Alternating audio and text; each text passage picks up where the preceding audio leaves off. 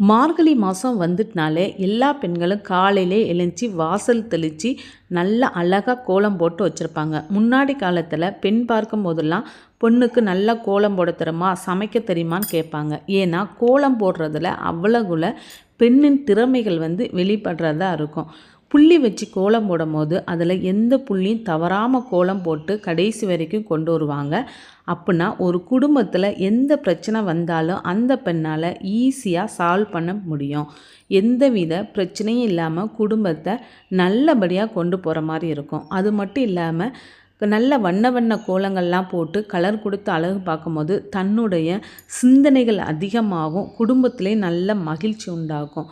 காலையிலே எழுந்துச்சி கோலம் போடும் போது குனிஞ்சு நிமிர்ந்து வேலை செய்யும் போது அதுவே பெரிய யோகாவாக இருக்கும். ஜிம்முக்கும் எங்கேயும் நமக்கு போக வேண்டிய வேலையும் இருக்காது. இதெல்லாம் நீங்களும் அனுபவிச்சிருக்கீங்களான்னு சொல்லுங்கள்.